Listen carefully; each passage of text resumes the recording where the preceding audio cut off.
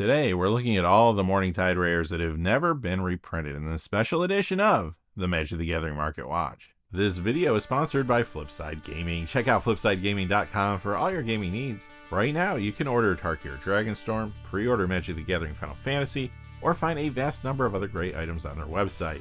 Remember, shipping is free in the US if your order is over $100 or consists only of singles. Just look in the description or comment section below for direct links to their site.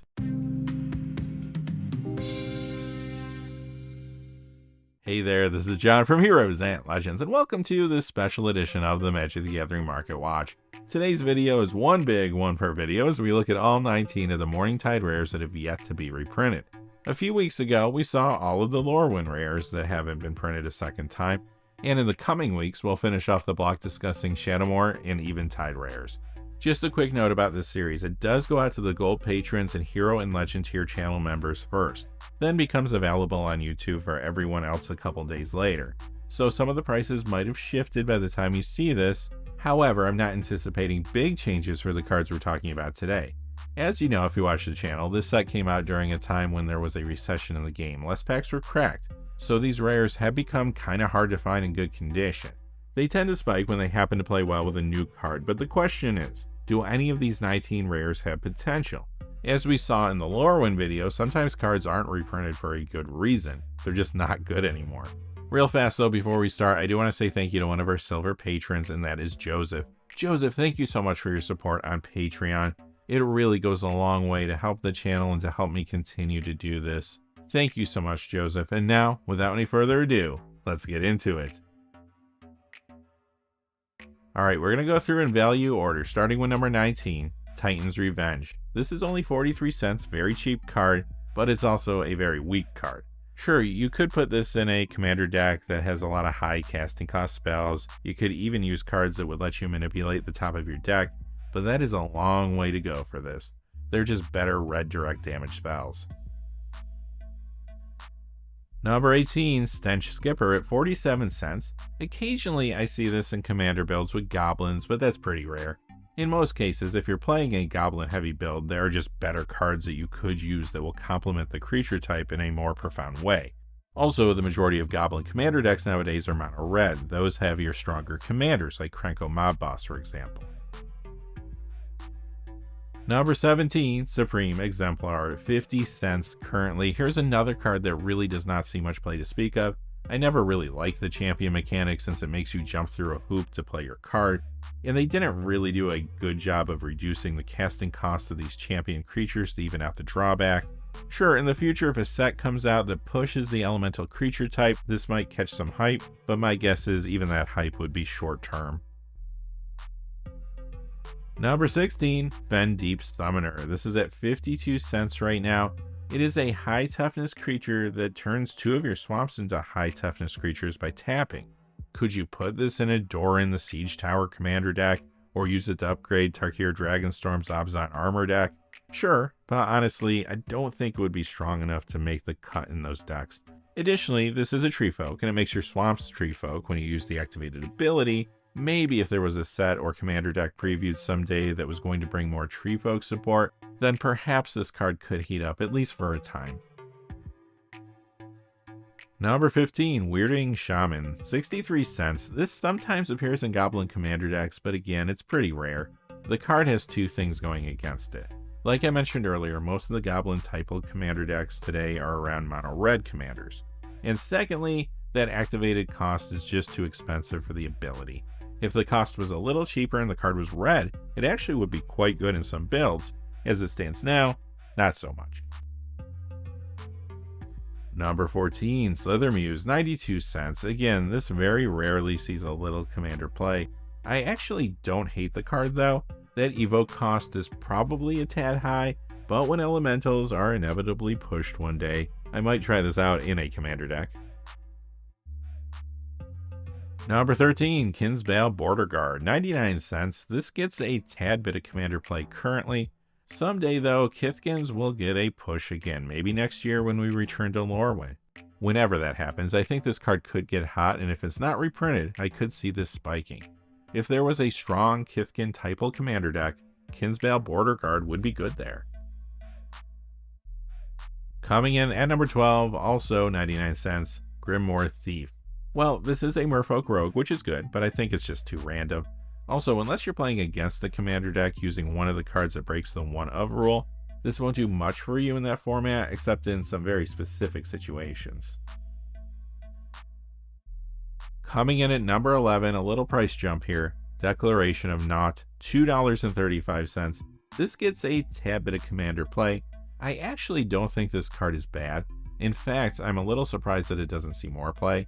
It's still relatively inexpensive too, so it wouldn't cost you much to grab a few copies just in case. Quickly before we get into the top 10, just a fast reminder, this video is sponsored by Flipside Gaming. Check out flipsidegaming.com for all your gaming needs. Right now you can order Tarky or Dragonstorm products there, you can pre-order Magic the Gathering Final Fantasy products, or find any number of other great items on their website, Magic related or otherwise. Remember, if your order's over $100 or it consists only of singles, shipping will be free in the United States, and if you're looking for a direct link to their site, just check out the description or the comment section below. I do have links posted in both of those places. And now, without any further ado, let's get to the top 10.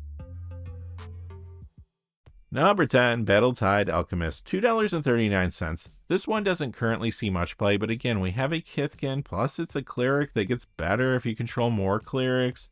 The big drawback here is its casting cost, but whenever clerics get more support, especially if they're Kithkin clerics, people will want this card. Number 9, Primal Beyond, $2.46. This can sometimes appear in commander builds that are heavy in elementals. However, players will want this the next time elementals get support. Maybe that will be when we return to Lorwyn. Now, they could very well reprint this card when they do get around to showing some love to elementals, but if they don't, this one will blow up. Number 8, Boldweir Heavyweights, $2.49. Again, I do see this in random commander decks, and there are decks that might be able to get away with playing this. If you're running cards that prevent your opponents from searching their libraries, like Mindlock Orb for example, then this becomes a lot better. I do think Boldweir Heavyweights has potential as is, but don't forget it's also a giant. That's another creature type that could get more support when we return to Lorwyn next year. Keep an eye on this one. Number 7, Sensation Gorger, $2.98. Well, finally we have a mono red goblin, and yes, this can at times appear in commander builds. However, it never really caught on. I do think you could use this in decks where you're trying to populate graveyards, but it hasn't taken off because it is inconsistent and relies either on luck or other cards to set it up. Number 6, Sigil Tracer, $4.75. I do see this in a Zami Lady of Scrolls commander decks. In fact, this card is the first one on our list that gets even semi-consistent play in a particular build. In the right deck, this is good. You just need a spell-slinging build backed by wizards. Over time, I'm sure we'll get new wizards, and eventually this card will take off again, assuming it's not reprinted.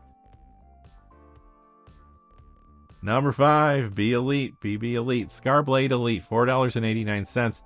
This is an elf assassin that gets better if you have assassins in your graveyard.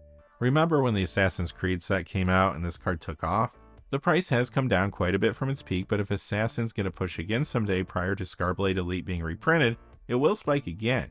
Currently, it's still seeing commander play in decks around Ramses Assassin Lord and Ezio Auditori da Firenze. Number 4, Great Bow Doyen, $6.01. Now we have an elf archer that is better with other archers. All this needs is a set or commander deck to be previewed that brings more support for archers. Again, if this doesn't get reprinted, there will come a day when the card takes off. Today though, it does see play in commander decks around Legolas Master Archer. Our number 3 card, Knowledge Exploitation, $7.11. Next time there's new support for rogues, this is going to spike if it's not reprinted. It's a good commander card if you can play it for the prowl cost, and in many situations it could still be good even if you must hardcast it. Currently this appears in some Anawan the Rune Thief commander decks.